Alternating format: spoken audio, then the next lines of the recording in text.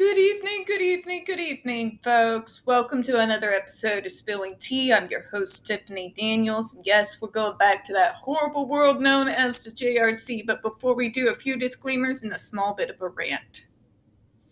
When I told y'all Miss Amber Heard was an ableist, I wasn't mincing words. I knew, and I told you all that eventually she was going to use his disability and medical history against him. And today proved me right. You see, this is what happens a lot to those of us in the disability and the mental health communities.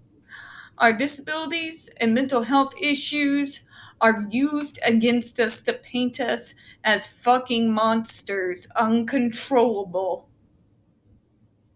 I've seen it time and time again, and then used as a defense as to why that person who is disabled and fucking God. It's been used literally to help parents who have murdered their disabled children to get off of their charges. I am not shitting you. I wish to God I were.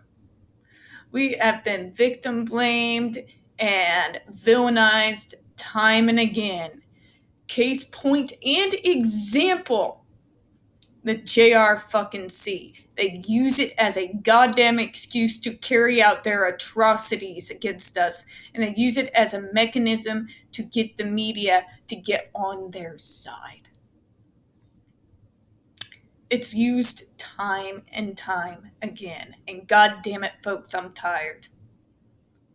I am so tired that it is used time and time and time again. And that is why, folks, the JD versus case does matter to us disabled people. Because this is the first goddamn fucking time that one of us had the will and the means to be able to fucking fight back. But I knew this would happen. I told you it was only a matter of time. And as that idiot continues to run out of excuses, now she's going with the classic victim blaming villainization of a person with a neurodiverse disability. And I'm done. And I'm tired. And I will not tolerate any media outlet using that as a reason to even vilify him even further than what he already has been without exposing them. Okay, rant over.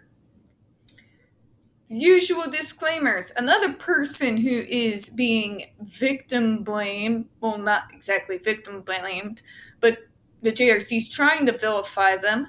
NeuroClastic. And remember, folks, they are being threatened with a defamation lawsuit for daring to tell the truth and having the data to back it up.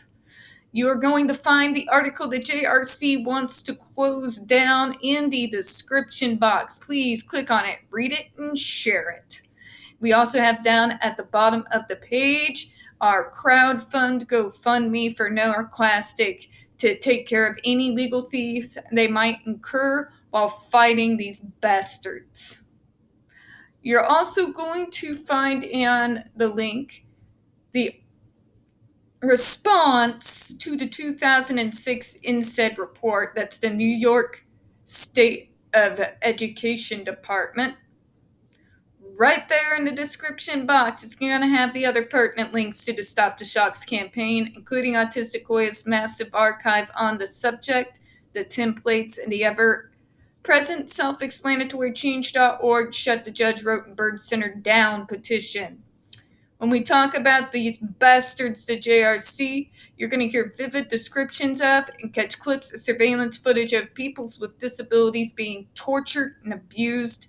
If you have young children present, please use your headphone, folks, okay? It is 5:14. I am pissed and brain dead. Plus, my hair has decided it's going to take a time machine back to the 80s. Gotta love humidity. So, if I stumble over any of my words, curse, or just like take a left turn, take another left turn, and then stare off into the space for 15 minutes, apologies in advance, alright? So, we're going back to where we left off last evening. The June report incorrectly characterizes the 3 psychologists as independent consultants. They were not independent because they were paid consultants to the New York State Education Department. Okay, hold up, JRC. Aren't you contradicting yourselves here? Because part of the report is you complaining about them being independent. Now you're complaining that they were not independent? Which is it? Pick a fucking struggle. Just saying. They also were not impartial. I'm sorry, but when it comes to torture, JRC, nobody's impartial, okay? Adversives do not work any more than corporal punishment ever did, which is why corporal punishment is no longer allowed in schools. And whether you like it or not, JRC, you can dress it up as adversive therapy and try to make it sound pretty and medical all the fuck you want to. But at the end of the day, it is corporal punishment for not being, quote unquote, your romanticized normal that even so-called normal people aren't even. Okay? This idealized normal that does not exist anywhere in the fucking real world, you are punishing these kids because they're not it. Just saying. Dr. Caroline Magyar, the only psychologist who participated in the April visit, is an advocate of positive behavior support. Again, shall I say, the horror. How dare she say anything against using punishments for our neurology? How horrible of her. How dare she use modern treatment programs that have proven successful, yes, even with your quote-unquote most severe.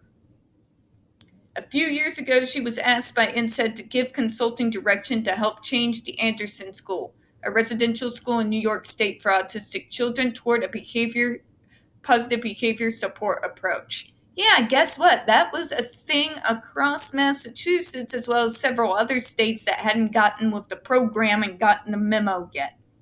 There's been success. There's been papers. Oh, but you'll sit there and tell us there isn't. Ask me, JRC. Fucking ask me. I've got them all up in my cloud. You want me to start sending them to you? I'd be happy to do so. Just saying. Dr. Daniel Crimmins and Dr. David Roll, both of whom came in the May visit, were also not impartial. Oh, here we go again. Dr. Crimmins is a prominent advocate for non-adversive treatment. Oh, the horror. He doesn't think we should be punished for being disabled. How awful of him.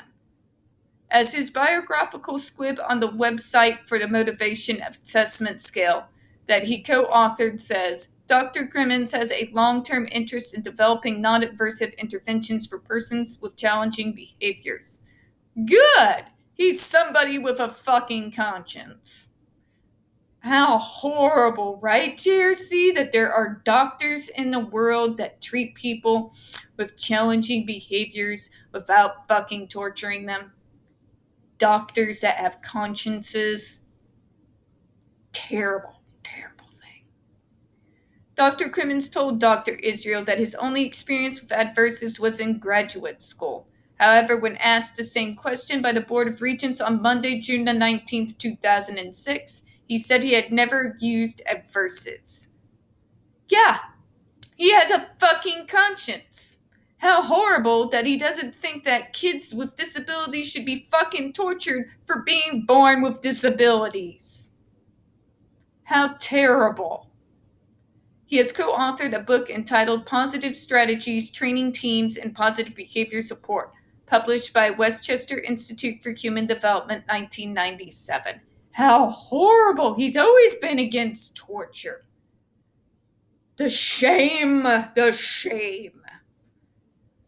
Dr. Roll teaches a course that includes the philosophies of person-centered planning, normalization, and social role valorization. Yes! Because it works. I've worked in the field. I've been a part of the rollout of person-centered planning throughout my state in the early 2000s. I've seen it work time and time and time again. And yes, with those with challenging behaviors. See, using a logic-based approach as opposed to trying to, torture the autism out of them works. Imagine that. Reasonable accommodations and adaptive equipment works. Who would have thunk, right? Who would have thunk of using logic and technology and modern fucking medicine would have the success rate that it has? Everyone but you, JRC. Everyone but you. Dr. Rowe admitted to Dr. Israel during the April visit into the Board of Regents as of June 19, 2006 meeting that he has no experience at all with adversives. Indeed. And why is this such a horrible thing?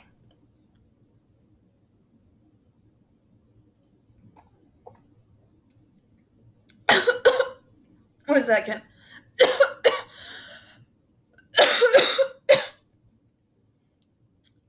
Wrong pipe.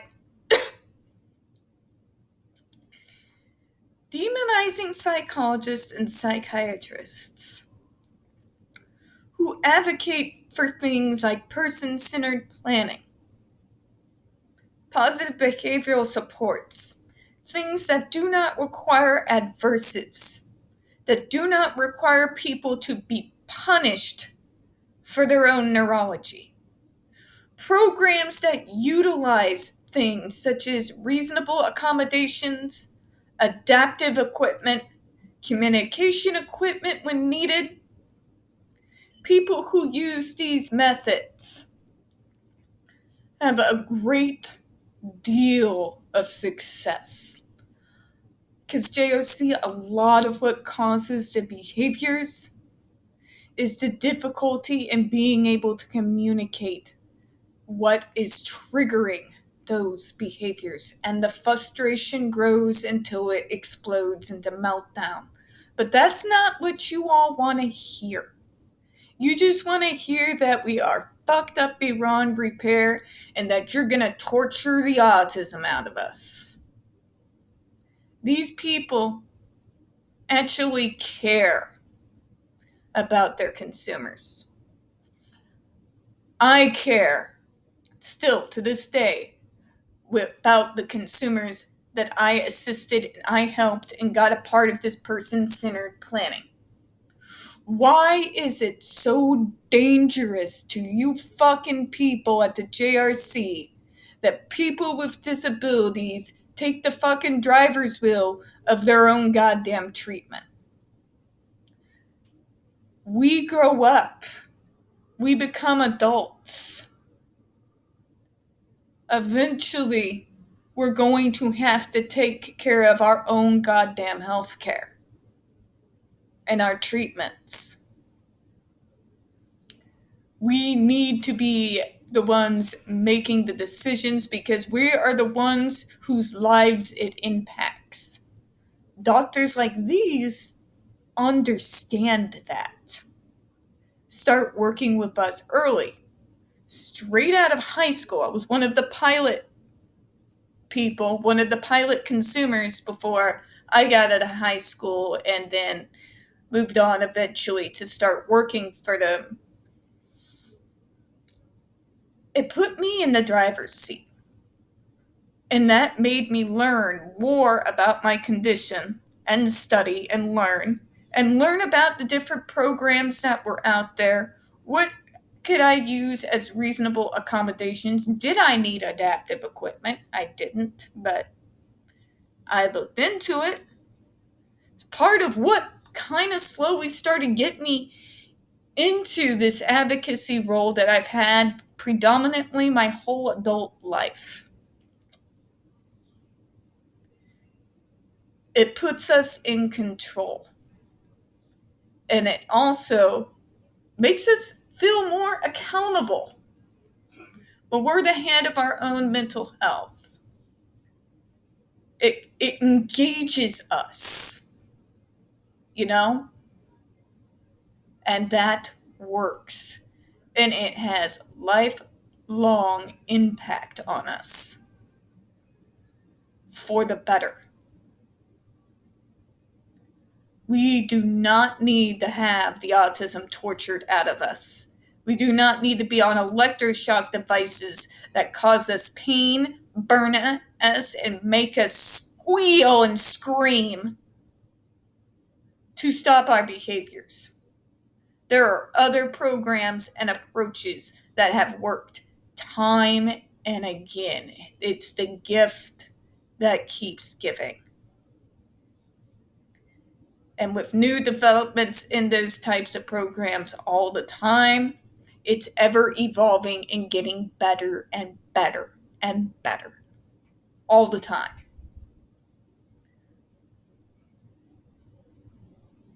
I am damn proud that I have the mom that I have, who saw person-centered planning for the success that it is and got me involved with it. Because I probably wouldn't be where I am right now without it.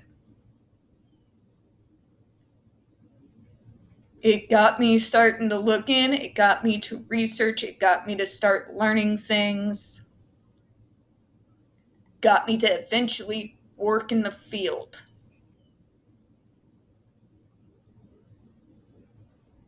You can't torture a disability out of a person. You can assist that person with logical programs to live their best life.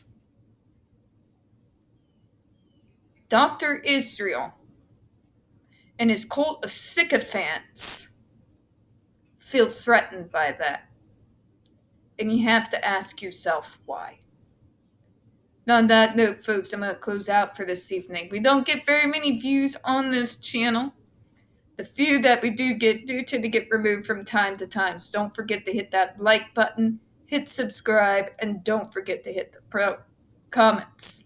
Do appreciate your time this evening. As always, we here at Spilling Tea hope you have a good one. Bye-bye.